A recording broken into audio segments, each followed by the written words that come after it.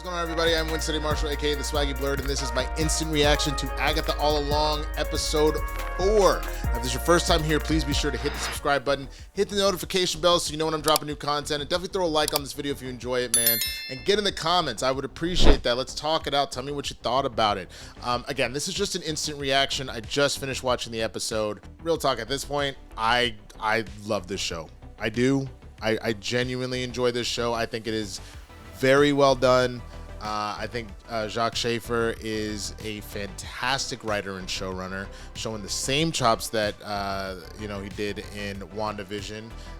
And this cast is just too good, man. I mean, Joe Locke has fully grown on me as the teen at this point. I think that maybe it was just a little overdone and an overtop at the beginning, but fits right in at this point. Obviously, Deborah Jo Rapp is, sad that we didn't get to see as much of her anymore, but Aubrey Plaza coming back is great. Sasheer Zamata to me is still the Pippin, in my opinion, to Kathryn Hahn's Jordan. Obviously, I know the teen is kind of the secondary character here, but Sasheer is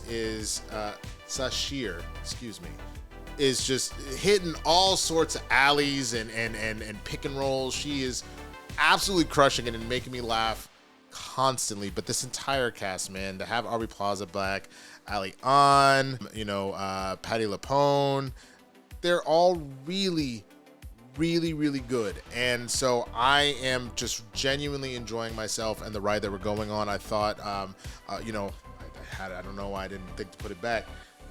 On the thumbnail you saw they kind of had their, their 75, 65, 75, you know what it is.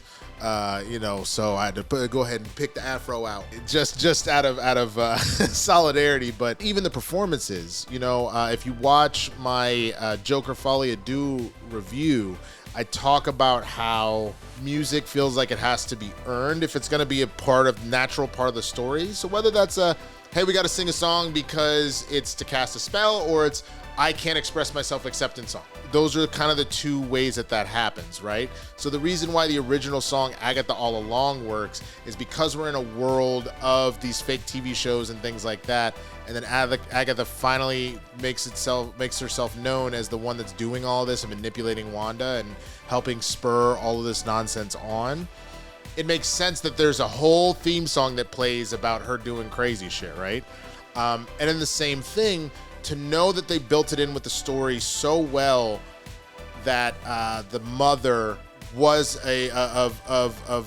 Alice was a musician, and so she did her protection spells through song.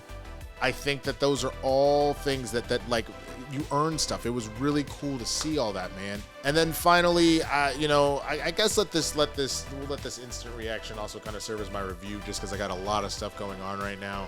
Kind of my breakdown and review. The one thing that I've noticed that was coming all along, no pun intended, was that we were given the red herring that the teen is potentially Agatha's son. Let me go ahead and tell you right now, if you don't want to potentially be spoiled, and you may have already seen it already, or you may already know, odds are where they're going right now is that the teen is actually Billy, aka Wiccan, and is going to be Wanda's kid. So we very well might see a Wanda appearance, but that you are starting to get, I told you before, because of the Young Avengers, that's probably we're going to find out who the teen is related to. And I'm very curious why the sigil was put on him. I think maybe it probably was Agatha as a means to kind of torture Wanda, or maybe, who knows? It's hard to say one way or the other, but yes, I think that is what we're going to ultimately find out. But let me know what you think, man. Are you enjoying the show? Are you not? Again, I know that like the tone for people isn't for everybody, but this works because it's just so well done. Personally, that's how I feel about it. But we don't have to agree on everything. Let me know what you feel down in the comments. If you haven't already, please be sure to hit the subscribe button, hit the notification bell so you know when I'm dropping stuff. Throw a thumbs up, man. Let me know what you think. What else? A lot of content.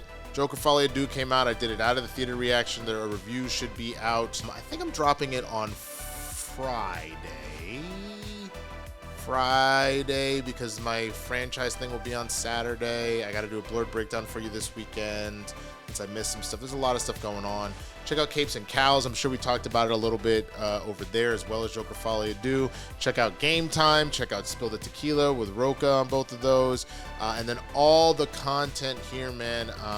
More stuff coming up. I've been on set a lot, so I have been trying to play catch up to stuff. That's why I've kind of decided, you know what?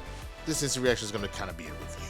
It's going to be a little baby review. So let me even rate this episode then. Fine. I'm going to give it a solid 4. I'll give the last episode a 4.5. I really liked the potions episode. I thought that was really interesting and great performance. I thought these were great performances here too, and the idea of exploring the curse I thought was really cool. But I like that we found our own way to time travel, setting travel, just like in WandaVision, but we're not using the same gimmick. I thought that was really cool. You just did it for the first episode to be like, hey, remember when we did this? And now we found our own way to do it. I love it, man. So with that, I'm gonna get out of here. I will see y'all on the next one, man. Check out one of these other videos popping up right here, and I'll see you later. Peace.